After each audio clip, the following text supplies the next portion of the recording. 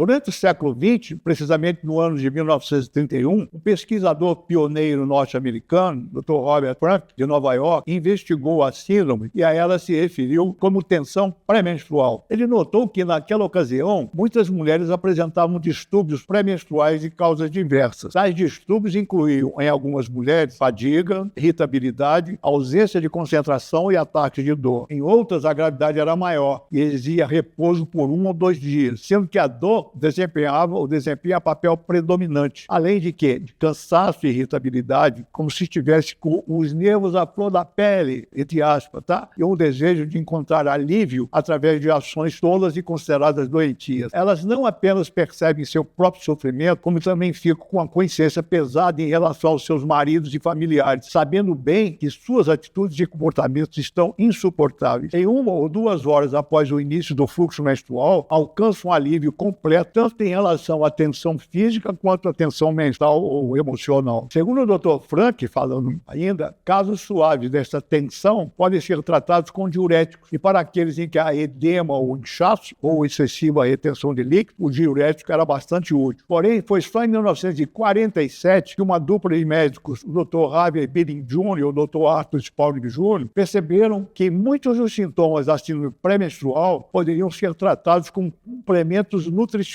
como vitaminas do complexo B e correção da hipoglicemia, que é uma taxa baixa de açúcar no sangue, que muitas mulheres apresentavam e ainda apresentam. Os mesmos médicos relataram que havia uma síndrome clínica notável e frequente nas mulheres, que consistia numa série de sintomas e sinais, tais como hiperirritabilidade, hipersensibilidade, sendo que as mulheres sempre ferinas ou más e de difícil convivência, tendendo sempre a recuar quando alguém as toca. Uma porcentagem regular de mulheres apresenta um histórico de necessidade de se alimentar ou beliscar alguma coisa entre as refeições e também de um aumento de tensão nervosa quando deixam de fazer alguma refeição. Os autores também mostram que muitas mulheres apresentam um quadro de hipoglicemia, ou seja, uma taxa baixa de açúcar no sangue, exatamente antes da chegada da menstruação, sendo que aí a nutrição poderia melhorar ou acalmar os sintomas e até mesmo acabar com algumas das violentas reações da condição, que é o quê? O aumento da fome, o que as engordavam, né? E talvez ainda engordem. Foi só em 1953 que uma médica britânica chamada doutora Catarina Dalton, ela mesma era portadora da síndrome, apresentando sintomas sérios do problema, ela decidiu denominar tal condição de síndrome pré-menstrual. Foi nessa época. Esta médica se referia ao termo TPM, ou tensão pré-menstrual, como insatisfatório, pois ela dizia que tensão é apenas um dos muitos componentes da síndrome. E é verdade. Desta maneira, o nome de síndrome pré-menstrual foi dado ao grupo de mudanças físicas e comportamentais que podem afetar algumas mulheres num período de mais ou menos 1 semana ou exatamente antes da menstruação. Tais mulheres sofrem durante esse período de angústia, tensão, que vão desde patamares moderados até aqueles bem mais sérios. Podem também experimentar inchaço abdominal, fadiga, irritabilidade ou mau humor, além de dizer coisas que afastam a família e os amigos. Isso é ainda muito comum entre as mulheres hoje em dia. Porém, podem ainda desenvolver autoimagens negativas durante as tentativas que fazem para lutar contra sintomas sérios. Bem, vamos em frente. O que dizer agora de síndrome pré-menstrual em vítimas famosas? Um certo número de celebridades, tanto no passado quanto em tempos recentes, apresentaram distúrbios emocionais de natureza cíclica periódica e levaram os endocrinologistas a crer que a culpa fosse a síndrome pré-menstrual. Vou enumerar aqui 5 mulheres famosas. Primeiro, a Rainha Vitória da Inglaterra. Ela nasceu no século retrasado e morreu no início do século XX, 1901. A Rainha Vitória reinou no Império Britânico por quase 64 anos, entre 1837 até 1901. A mesma tinha explosões emocionais e acessos de mau humor aos 18 anos. Ela gritava e atirava objetos no príncipe Albert, seu marido, achando nele falhas em tudo que fazia. Apenas quando a mesma ficava grávida é que se mostrava um pouco mais racional. Ela tinha essas crises não apenas em relação ao seu marido, mas também em relação a todos o que a cercavam, no padrão cíclico, isso é,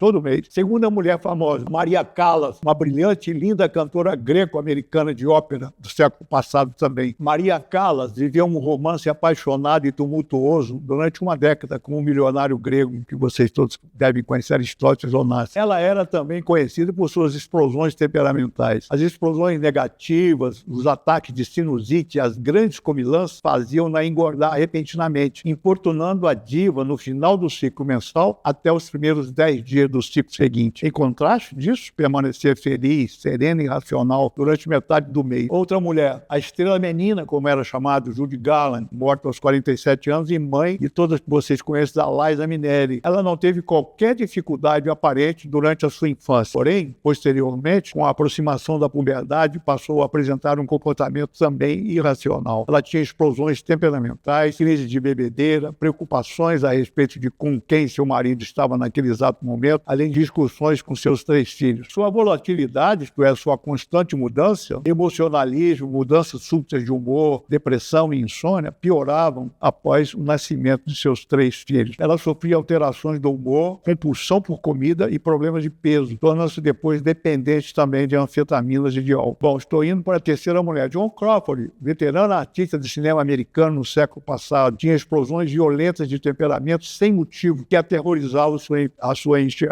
A quarta mulher, a Mary Todd Lincoln. Sabe quem foi essa? Foi a esposa do ex-presidente dos Estados Unidos, Abraham Lincoln, assassinado em 1865. Ela era dada a explosões violentas emocionais, depressão e enxaquecas, além de alterações agudas de humor. Os amigos e os parentes diziam que não era fácil de entender por que uma senhora que num dia era tão gentil, tão generosa, tão compreensiva, tão solícita e tão cheia de esperança, pudesse no dia seguinte ser tão irrazoável, tão irritável, tão desanimada e tão propensa a ver o lado negativo, escuro e errado, tanto dos homens e mulheres, como também de acontecimentos. E a quinta e a última mulher que eu vou comentar, talvez vocês não a conheçam, é a americana Sylvia Plath, uma poetisa e romantista famosa. A mesma foi vítima de suicídio. Apresentava também sinusites e alterações de humor que iam e vinham no ciclo mensal. O final e o início de cada mês deixavam num estado ainda pior de depressão, com pensamentos suicidas e sentimentos violentos, até que a mesma se suicidou. Agora, seguindo o nosso vídeo, vamos comentar agora, talvez, o que seja mais importante para vocês, acho eu. O que é síndrome pré-menstrual, ou como combinamos chamar, o que é TPM, tá bom? Então, a TPM é a denominação empregada para uma série de sinais e sintomas orgânicos, físicos e emocionais, que ocorrem durante um período de 2 semanas antes de cada período menstrual. E qual a causa ou as causas exatas da TPM? Bom, as causas precisas da TPM ainda não foram conhecidas, ainda não são conhecidas, estão sendo examinadas. Porém, na minha humilde e modesta opinião, achamos que seja um desequilíbrio no eixo hipotálamo hipófise ovário, com consequente excesso dos níveis de estrogênio, níveis inadequados de progesterona e secreção muito alta de um tipo de prostaglandina. A prostaglandina é considerada um hormônio também. Existem 2 tipos de prostaglandina, a PGE1, a PGE2. A PGE1 é uma prostaglandina anti-inflamatória e a PGE2 ela é inflamatória, ela que provoca cólicas e dores em geral. Além também de deficiência de vitaminas do complexo B, magnésio e hipoglicemia, ou diminuição do açúcar no sangue, como todos vocês sabem. E quais são os principais sinais, sintomas e características da TPM? A TPM é caracterizada por uma ampla gama de sintomas físicos e emocionais que ocorrem no mesmo período de cada ciclo menstrual. Os sintomas geralmente desaparecem quando o ciclo se inicia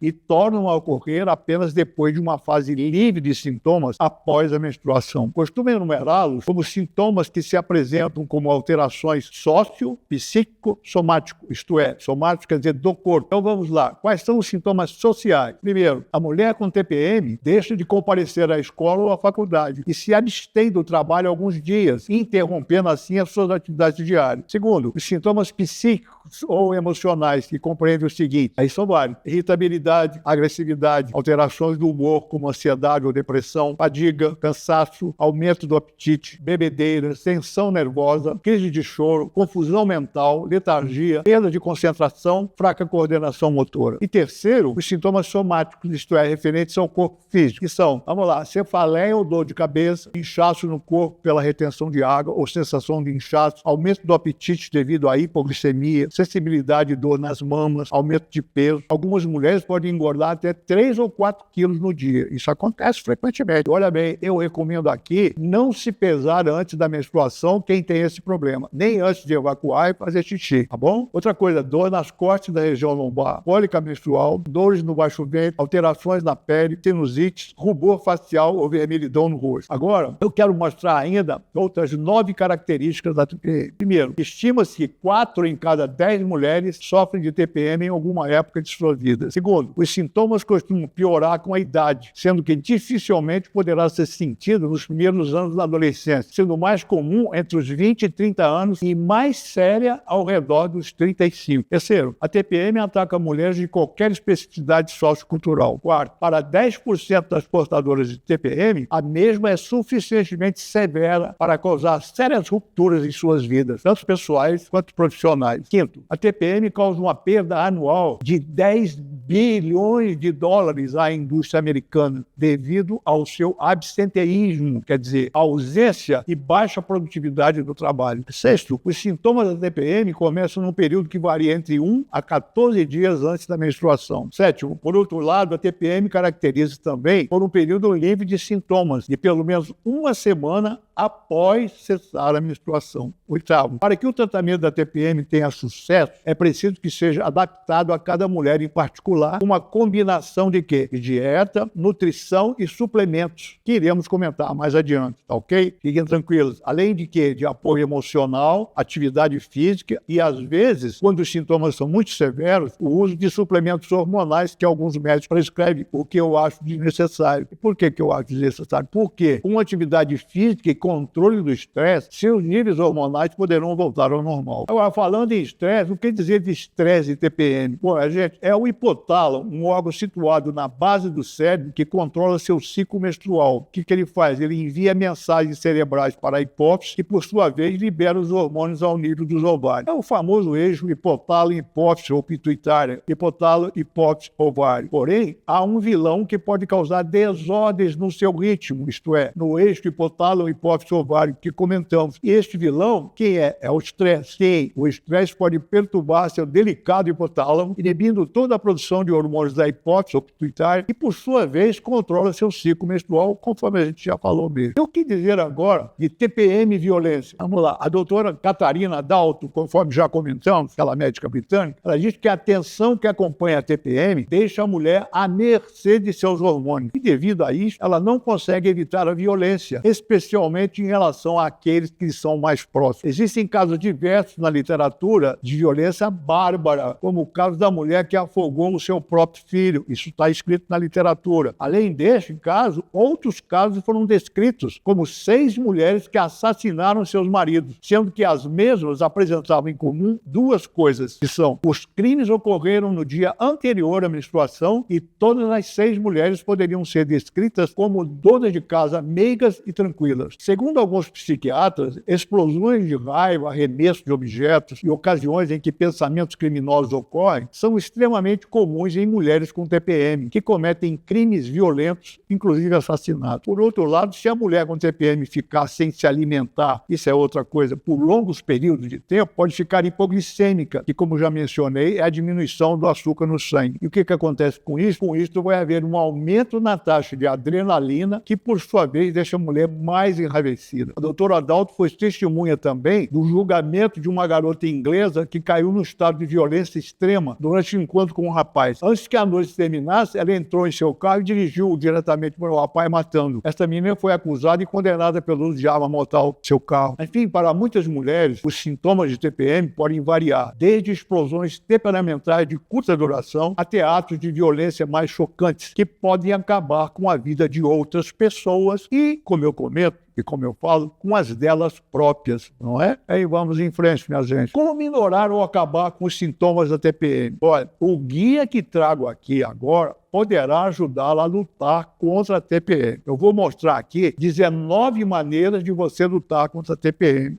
ok? Bom, primeiro, verifique se você tem TPM. Você pode suspeitar que sim, mas se há alguma incerteza, é preciso então incluir e verificar seus sintomas, ok? Eu digo sempre que a TPM é uma condição biológica e você poderá aliviar seus sintomas, fazendo o quê? Um ajuste no seu estilo de vida. Se você não está sozinha, por isso, encare e discute a TPM com outras pessoas. É isso que eu acho. Para isso, minha querida, você vai precisar de um apoio moral, de simpatia e de auxílio dos outros, como seu marido, por exemplo, ou de outros membros da família, ou mesmo, talvez até, de seus chefes ou superiores. Por que não? Lembre-se que você não pode lutar sozinha sempre. Lembre-se disso. Por isso, compreenda que o auxílio dos outros é essencial para você. Terceiro, você não precisa tomar analgésicos nem anti-inflamatórios prescritos pelo seu médico. Por quê? Os mesmos podem criar uma situação chamada disbiose intestinal, que é um desequilíbrio da microbiota intestinal, que é aquela flora intestinal antiga, como nós chamávamos, alteração esta que geralmente causa várias doenças no geral, que não iremos comentar aqui. Quarto aqui,